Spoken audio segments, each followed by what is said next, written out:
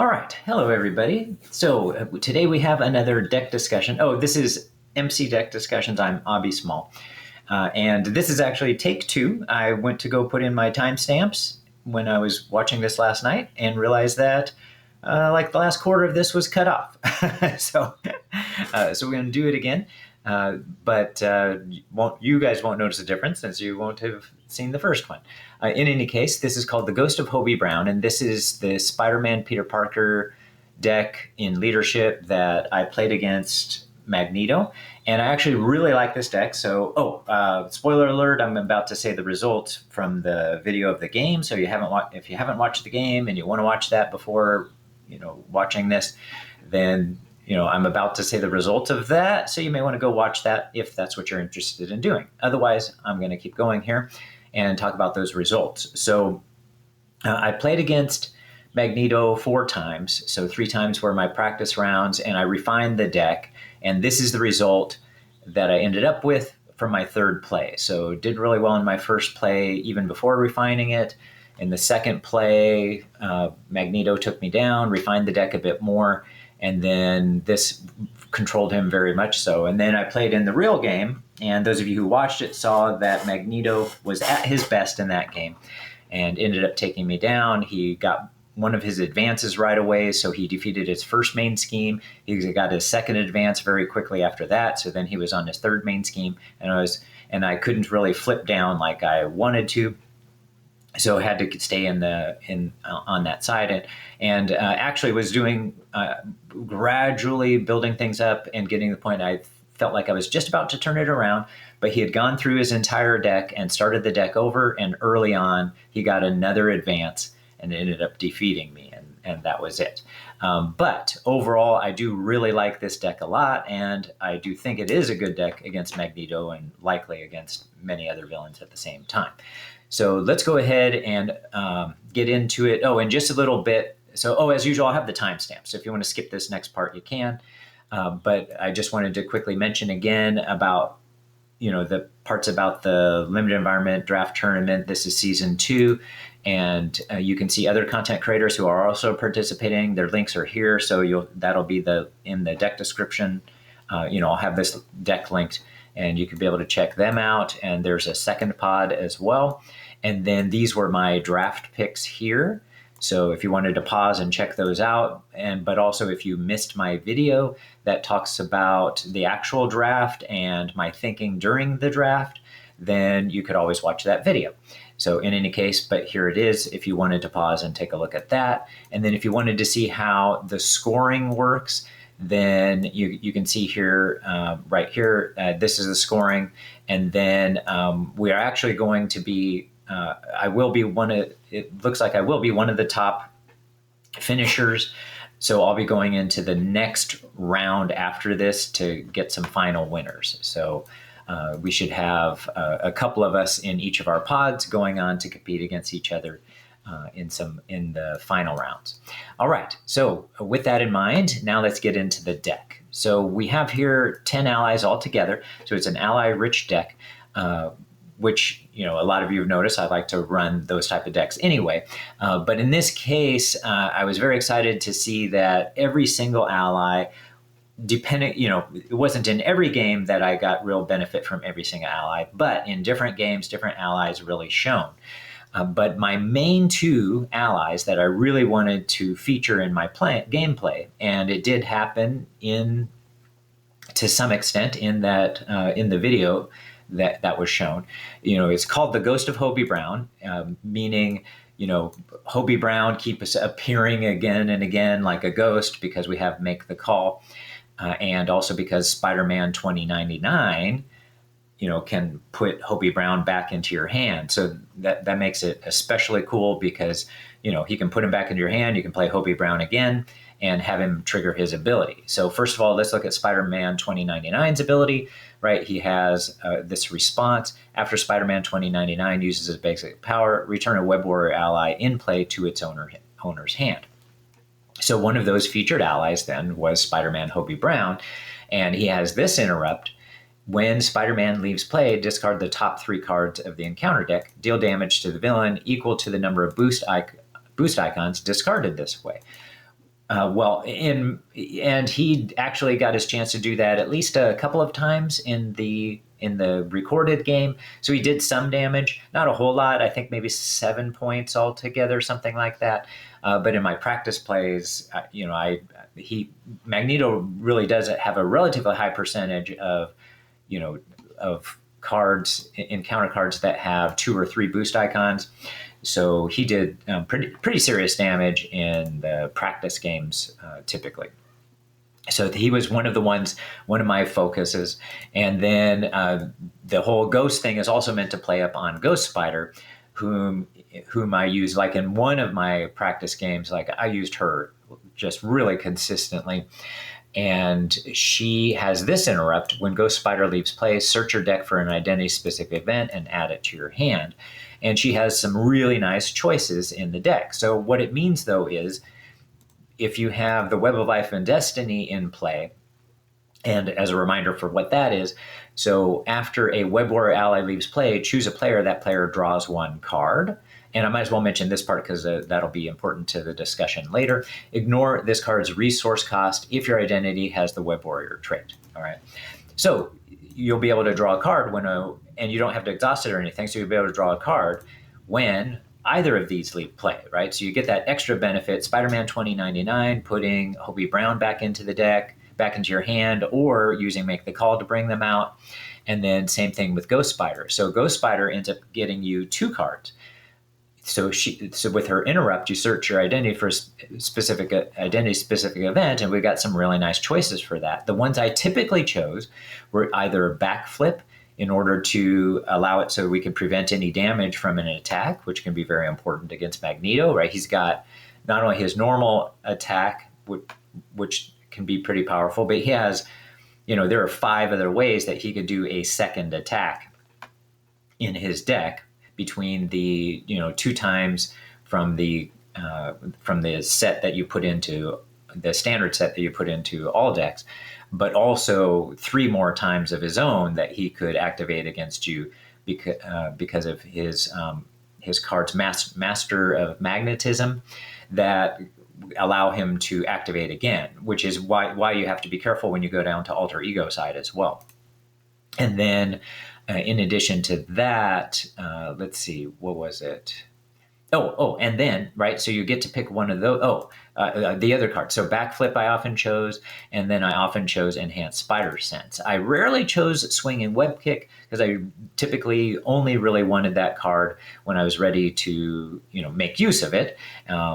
To get some maybe extra burst damage. And so usually this card I allowed to just happen naturally during the games and just deal 8 damage as I was going. But the potential was always there, and especially that makes it highly likely that you could play this card a couple of times, because there are three copies of this. So you could play a couple of these cards in one hand and potentially do 16 damage. That didn't happen in any of my games. The damage just kind of happened naturally between the allies attacking and the swing and web kicks happening throughout the games. But so I didn't typically pick those. Instead, I usually wanted the defensive possibilities, the actual defensive card that can prevent all damage, but then the Enhanced Spider Sense that could prevent, one of those dangerous treachery cards that Magneto has from being able to get its When Revealed ability. So this card I found I was using again and again and again. So it was really made for a really nice choice against Magneto. Like I said, even though I ended up losing in the game that was recorded, overall, this deck was a very strong deck against him. So then we had MaNemJeff.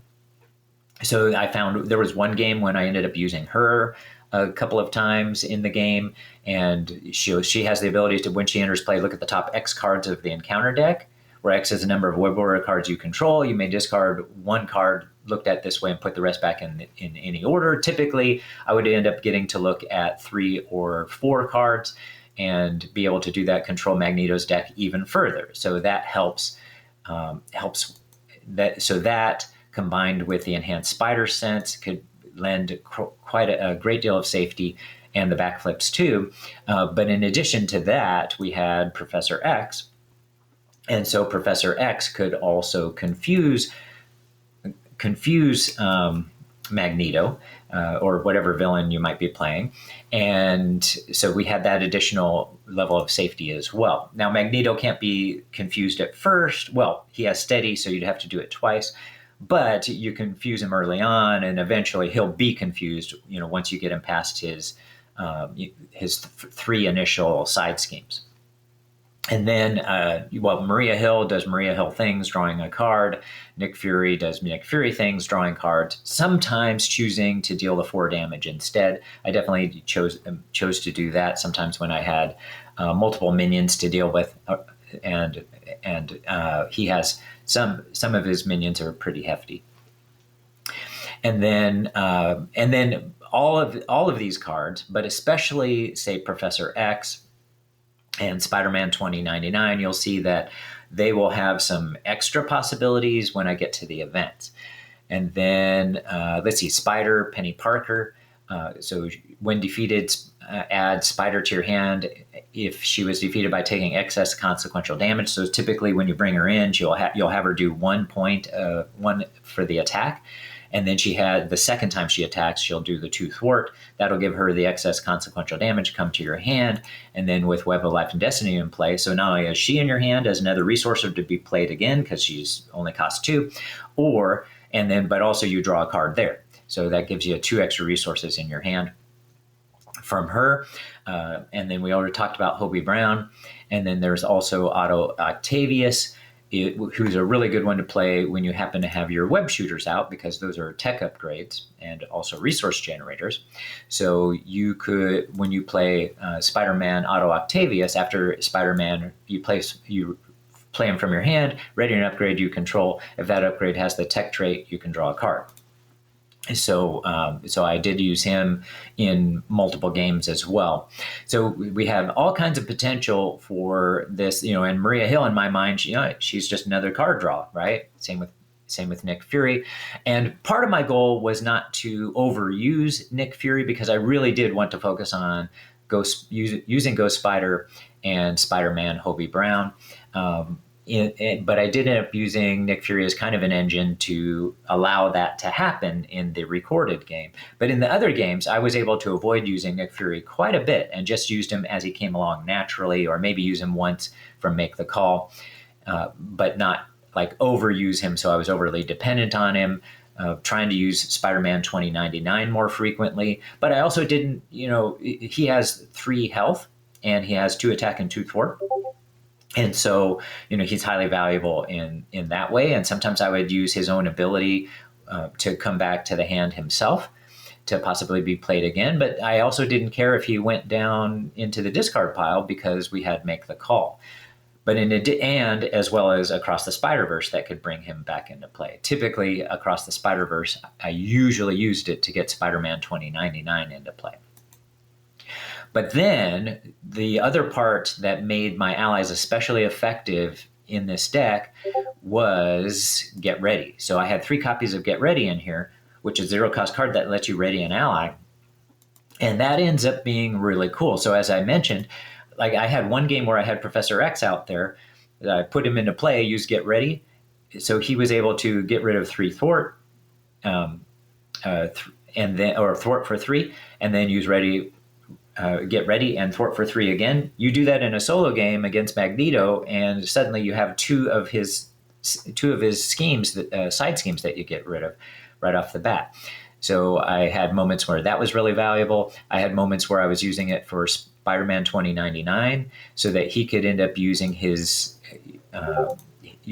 ability twice, or not use it the first time and then the second time use it and put himself back into play. So he could still do a possible of 2 thwart, 2 attack, or a combination of the 2, and be able to come back into play.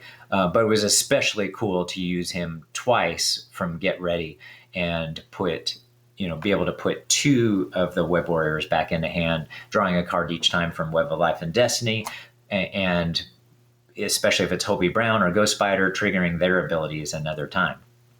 But I even used Spider-Man 2099 at times for Spider, right? So, maybe she just came in and attacked, and then I put her back in the hand. Again, she comes back in your hand, you draw a card, and I could get her into play and she could attack again. And then the next round, she could use her own ability to put herself back into her hand. But I also used Get Ready in one of the games for that as well. So where I put her in and she was able to use her ability right away. So she would attack the first time, use Get Ready, thwart the second time, back to your hand, draw a card. So the combinations with Get Ready and all of the allies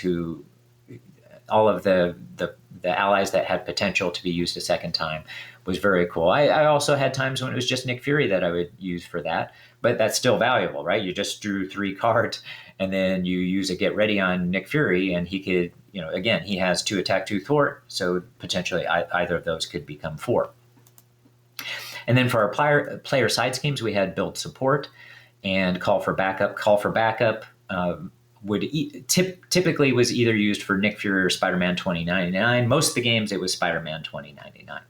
In fact, I actually don't think it's possible I never used him in any of the games for Nick Fury at all. So, but most of the time I was trying to target Spider-Man 2099. But if you really needed that card draw, right, you always have Nick Fury available for it. All right. And then for Build Support, that was meant to be that extra opportunity to get in Web of Life and Destiny, because Spider-Man is not a web warrior. He is an Avenger. And Web of Life and Destiny costs 3 to put into play if you don't have the web warrior trait. So I have 2 cards in this deck to facilitate that happening.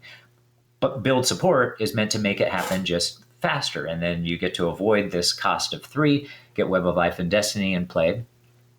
And then, but if it's already in play, you've always got Aunt May, a hugely valuable card, one that I didn't get a chance to use at all in the recorded play, but all the other games, Aunt May did her Aunt May thing of constantly healing every time I went to Alter Ego. And in all the other games, I did go to Alter Ego pretty frequently. I would use Professor X to allow me to safely do that.